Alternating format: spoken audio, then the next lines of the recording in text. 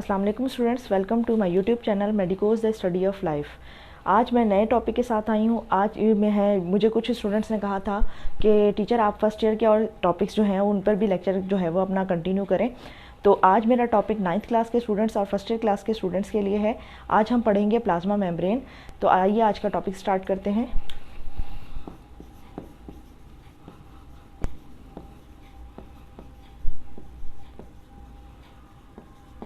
Plasma membrane क्या है? Plasma membrane जो है वो एनिमल सेल की आउटर मोस्ट बाउंड्री होती है और जो है ये प्लांट सेल में जो है वो सेकंड टाइप पर यानी दूसरे नंबर पे जो है वो बाउंड्री होती है एनिमल प्लांट सेल्स की।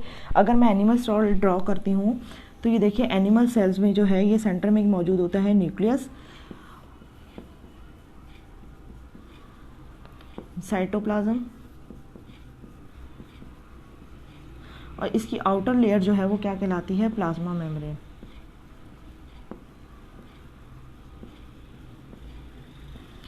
प्लाज्मा मेम्ब्रेन जब आउटर साइड पर मौजूद होती है तो यानी ये भी सेलेक्टिव परमिएबल मेम्ब्रेन है। ये सेलेक्टिव परमिएबल मेम्ब्रेन क्यों है ये मैं आगे चल के आपको एक्सप्लेन करूंगी। सेलेक्टिव परमिएबल मेम्ब्रेन इसे क्यों कहा जाता है। अब बात करते हैं इसकी केमिकल कंपोजिशन की। तो केमिकल कंपोजिशन में हम देखते हैं कि ये केमिकल कंपोजिशन के लिहाज से किस टाइप पर, किस तरह बनी हुई होती है।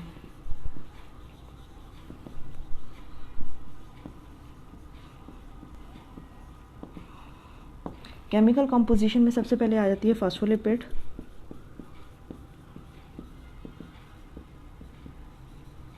फास्फोलिपिड जो है वो 20 to 40% जो है वो प्लाज्मा मेम्ब्रेन बना रहे होते हैं, और जबकि प्रोटीन जो है वो 60 to 80% जो है वो प्रोटीन पर मुश्तमिल होती है, जबकि बाकी जो है वो कार्बोहाइड्रेट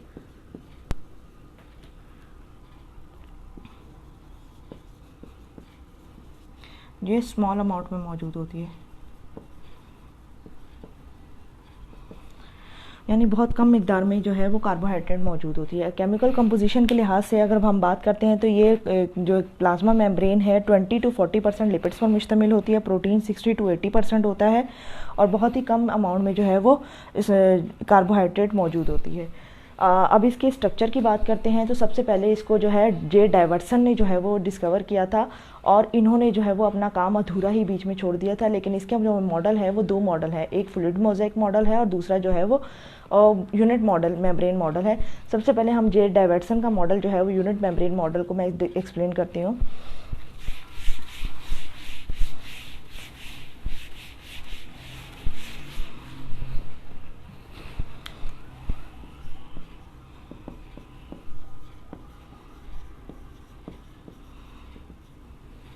यूनिट मेम्ब्रेन मॉडल जो जे डाइवर्सन ने एक्सप्लेन किया था। अब जे डाइवर्सन ने जो एक्सप्लेन किया था उसमें इसके अकॉर्डिंग जो है वो मेम्ब्रेन, प्लाज्मा मेम्ब्रेन जो है वो बाइलिपिड्स पर मुश्तमिल होती है। अगर मैं आपको स्ट्रक्चर ड्रॉ करके दिखाती हूँ तो ये देखें, इस तरीके से ये बाई लेयर्स हैं, यानी दो लेयर्स होती हैं फास्फोलिपिड्स की। अभी मैं आपको फास्फोलिपिड्स का भी स्ट्रक्चर एक्सप्लेन करती हूँ। फास्फोलिपिड्स हैं क्या?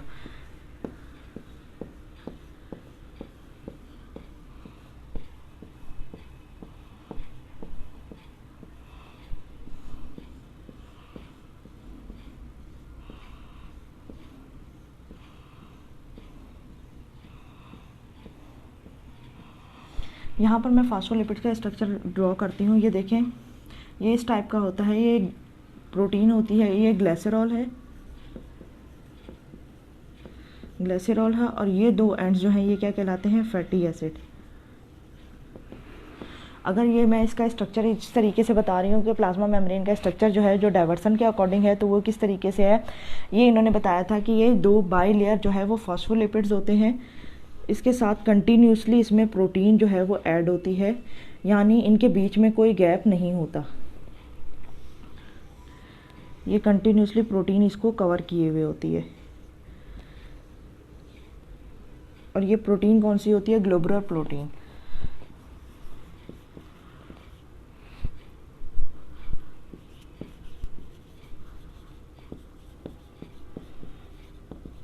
ये ग्लोबुलर प्रोटीन है। अगर हम बात करें, इन्होंने इसका नाम दिया था हाइड्रोफिलिक जोन और हाइड्रोफोबिक जोन। हाइड्रोफिलिक जोन जो है ये अपर पार्ट जो है ये क्या कहलाता है, प्रोटीन, और ये ऊपर ग्लिसरॉल वाला पार्ट क्या कहलाता है, हाइड्रोफिलिक जोन।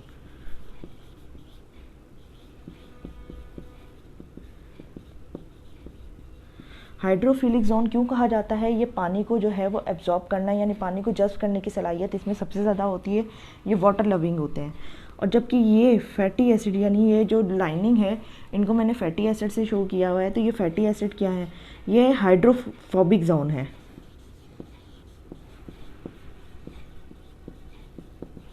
हाइड्रोफोबिक जोन, ये हाइड्रोफोबिक जोन क्या है, ये वाटर रेजिस्टेंस है।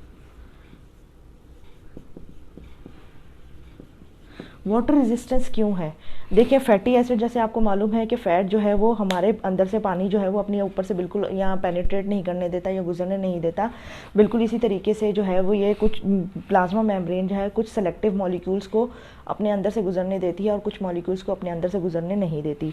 इसीलिए जो है वो हाइड्रोफोबिक जोन जो है वो कुछ पार्टिकल्स को अपने अंदर से गुजरने देता है।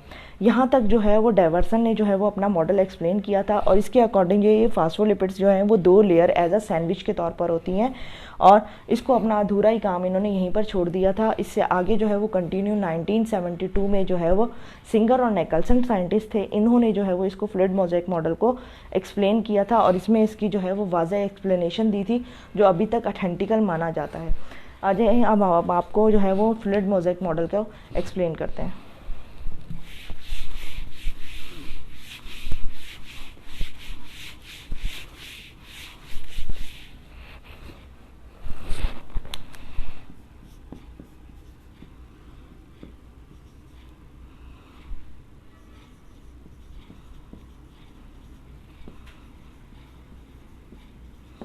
फ्लूइड मोज़ेक मॉडल, फ्लूइड कहा जाता है, लिक्विड को मोज़ेक कहा जाता है, इर्रेगुलर, और मॉडल यानी उसको एक्सप्लेन किया गया था। अब जो है सिंगर और निकल्सन ने जो है वो इसको किस तरीके से एक्सप्लेन किया था, मैं अगर डायग्रामेटिक आपको बताऊंगी। इसमें देखिए सबसे पहले उन्होंने इसका स्ट्रक्चर मैं आपको ड्रॉ करके बता रही हूँ कि किस तरीके से उन्होंने जो है वो इसको एक्सप्लेन किया था।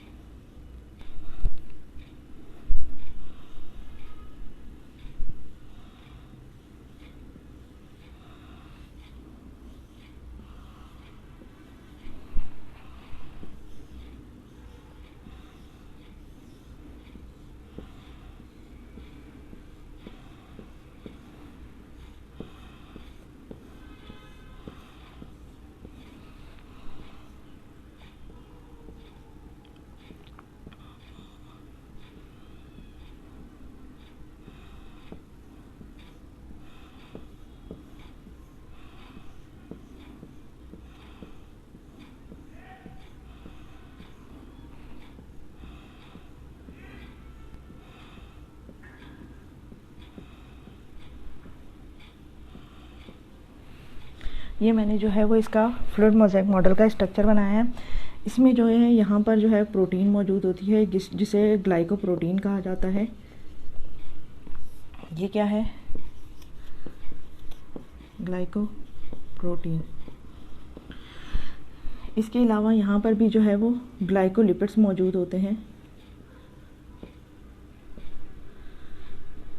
इनका फंक्शन मैं आगे जाके आपको बताती हूँ।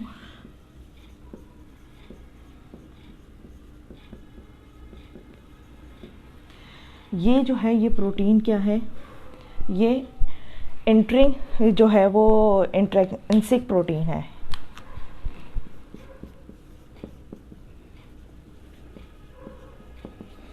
और ये प्रोटीन जो है वो एक्सट्रिंसिक है।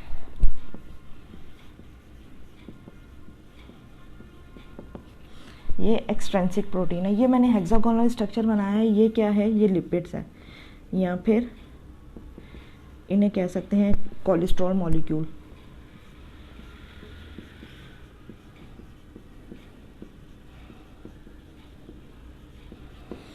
अब मैं आपको इसका स्ट्रक्चर एक्सप्लेन करती हूँ। फ्लूइड मोज़ेक मॉडल के अकॉर्डिंग जो है वो सिंगर और निकल्सन ने जो है एक्सप्लेन किया था, उन्होंने बताया था कि प्रोटीन जो है वो एज अ स्मूथ लाइन में मौजूद नहीं होती, बल्कि प्रोटीन जो है वो पैचेस की सूरत में प्लाज्मा मेम्ब्रेन के अंदर मौजूद होती है, जो सेलेक्टिवली परमिएबल मेम्ब्रेन का काम कर रही होती है।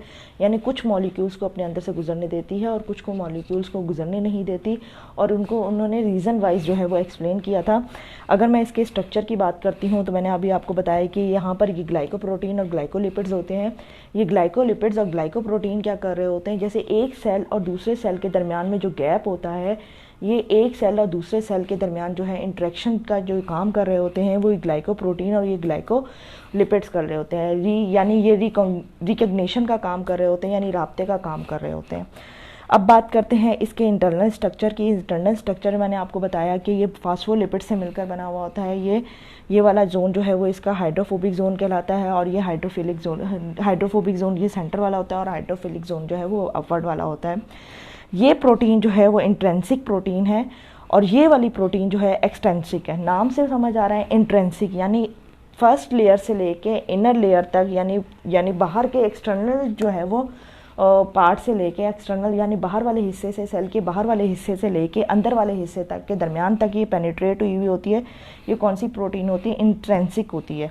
और जबकि एक्सट्रेंसिक प्रोटीन वो होती है जो बाहरी सिर्फ जो है वो आउटर साइड पर जो है वो सेल के मौजूद होती है। यानी ये प्रोटीन मैंने नीचे शो की है, यहाँ पर अगर मैं ऊपर शो करती तो यानी बाहर की तरफ जो है वो सेल वॉल के बाहर जो है वो एक सेल से जो दूसरे सेल के दरमियान जो फासला होता है वहाँ पर एक्सट्रेंसिक प्रोटीन भी मौजूद होती है।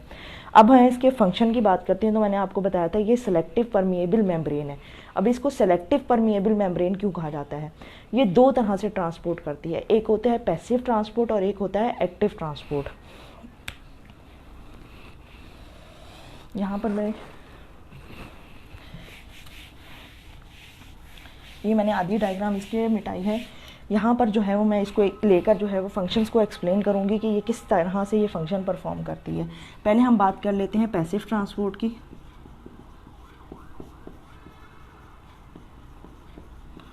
पैसिव ट्रांसपोर्ट वो ट्रांसपोर्ट होती है जिसमें एनर्जी की रिक्वायरमेंट नहीं होती है, यानी विदाउट एनर्जी होती है। एनर्जी हमारे किस फॉर्म में होती है, एटीपी की फॉर्म में होती है, तो विदाउट एनर्जी होती है। ये मूवमेंट जो है, ये ट्रांसपोर्टेशन जो है वो विदाउट एनर्जी होती है। अब बात करते हैं ये एनर्जी विदाउट एनर्जी ट्रांसपोर्ट कैसे होती है। हायर कंसंट्रेशन से लोअर कंसंट्रेशन की तरफ, यानी हाई की से जो है वो कहाँ जाती है, लो कंसंट्रेशन की तरफ। अब ये बात करते हैं कि पैसिव ट्रांसपोर्ट होती कितनी तरह से। पैसिव ट्रांसपोर्ट होती है तीन तरह से। एक होती है डिफ्यूजन। डिफ्यूजन हमें नाम मालूम है, डिफ्यूजन से यानी मॉलिक्यूल्स का हायर कंसंट्रेशन से लोअर कंसंट्रेशन की तरफ मूव करना। इसकी सिंपल एग्जांपल मैं ऐसे दे देती हूँ कि जैसे हम परफ्यूम जो है वो कमरे में अगर स्प्रे करते हैं या परफ्यूम छिड़कते हैं तो आहिस्ता आहिस्ता मॉलिक्यूल्स जो हैं वो पूरे कमरे में फैल जाते हैं। तो ये अमल क्या कहलाता है, डिफ्यूजन क्या कहलाता है, यानी मॉलिक्यूल्स की हायर कंसंट्रेशन से लोअर कंसंट्रेशन की तरफ मूवमेंट है। इसमें विदाउट एनर्जी है, एनर्जी की जो है वो इन्वॉल्वमेंट नहीं होती। इसी तरीके से सेल मेम्ब्रेन के अंदर जो है वो कुछ मॉलिक्यूल्स ऐसे होते हैं जो बासानी गुजर जाते हैं, यानी गैसेज हो गई कुछ ऐसी जो बासानी एक सेल से दूसरे सेल में बासानी सेल के अंदर और बाहर जा सकती हैं। इसको कहा जाता है डिफ्यूजन। ये जो है वो डिफ्यूजन का काम भी कर रही होती है। अब बात करते हैं दूसरे, ऑस्मोसिस। ऑस्मोसिस क्या अमल है। ऑस्मोसिस कहा जाता है मॉलिक्यूल्स का हायर कंसंट्रेशन से लोअर कंसंट्रेशन की तरफ जाना, लेकिन सेलेक्टिवली परमिएबल मेम्ब्रेन की तरफ मदद से। अब देखिए जैसे मैंने बात की कि फास्फोलिपिड्स प्लाज्मा मेम्ब्रेन जो है वो दो बाइलेयर फास्फोलिपिड से मिलकर बनी हुई होती है। तो यहाँ से मॉलिक्यूल्स का यहाँ तक आना with the help of semi permeable membrane, यानी एक मेम्ब्रेन का काम कर रही होती है। यहाँ से मॉलिक्यूल जब यहाँ तक आते हैं तो ये जो है वो सेमी परमिएबल मेम्ब्रेन से गुजर के आते हैं। तो इस अमल को क्या कहा जाता है, ऑस्मोसिस कहा जाता है। थर्ड हम बात करते हैं, इसमें भी विदाउट एनर्जी होता है। थर्ड है फैसिलिटेटेड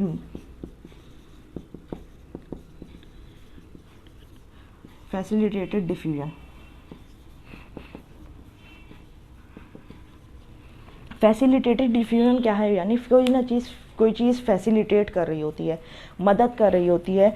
यानी ये जो है डिफ्यूजन इस तरीके से होती है, जैसे ये प्रोटीन मैंने शो की है, यहाँ पर जो है वो कुछ मॉलिक्यूल्स इस प्रोटीन के साथ अटैच होकर सेल के अंदर बासानी अंदर और बाहर आ जाते हैं। तो ये फैसिलिटेटेड डिफ्यूजन कहलाती है। ये भी विदाउट एनर्जी होती है। अब दूसरी बात करती हूँ, मैंने पैसिव ट्रांसपोर्ट को तो मैंने एक्सप्लेन कर दिया। पैसिव ट्रांसपोर्ट जो है वो तीन तरह से होती है, डिफ्यूजन, ऑस्मोसिस और फैसिलिटेटेड डिफ्यूजन। अब बात करते हैं हम एक्टिव ट्रांसपोर्ट।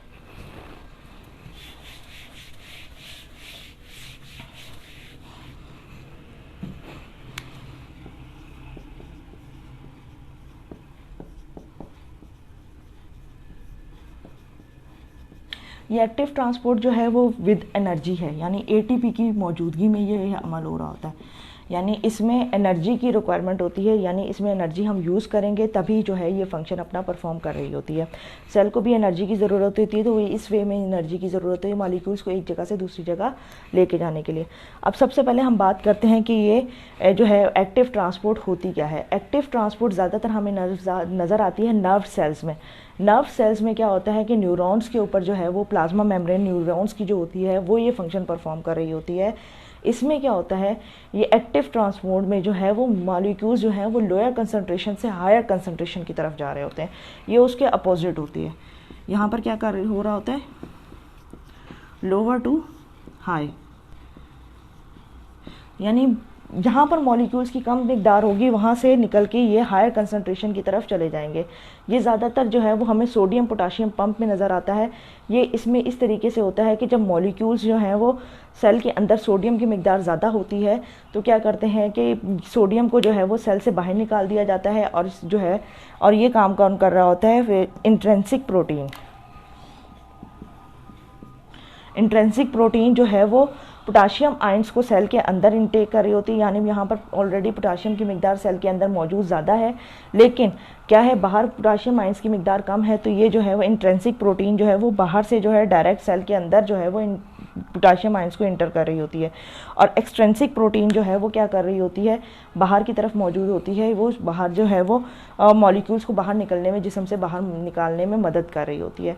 यानी इंट्रिंसिक और एक्सट्रिंसिक का जो प्रोटीन होती है वो ये काम कर रही होती है, यानी मॉलिक्यूल्स को एक जगह से दूसरी जगह ट्रांसपोर्टेशन का काम कर रही होती है।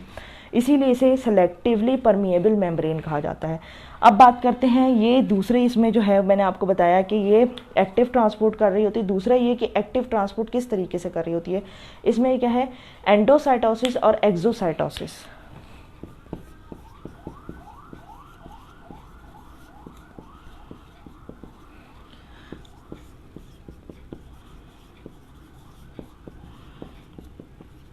एंडो का मतलब होता है अंदर इनटेक करना, यानी अंदर लेके आना। एंडोसाइटोसिस होती है दो तरह की, एक होती है पिनोसाइटोसिस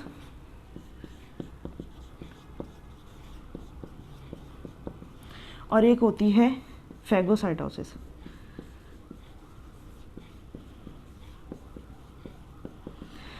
पिनोसाइटोसिस, पिनो कहा जाता है लिक्विड को, यानी सेल के अंदर कोई भी लिक्विड मटेरियल जो है वो एब्जॉर्ब हो, यानी जज्ब हो या इंटर हो, उसे कहा जाता है पिनोसाइटोसिस। और फैगोसाइटोसिस ये ज़्यादातर हमें वाइट ब्लड सेल्स में नज़र आती है। हमारे वाइट ब्लड सेल्स जो है, कोई भी इन्फेक्शन होता है तो हमारे जो है उन इन्फेक्टेड सेल्स को जो है वो इनहेल कर दे जाते हैं, यानी उन सेल्स को खा लेते हैं।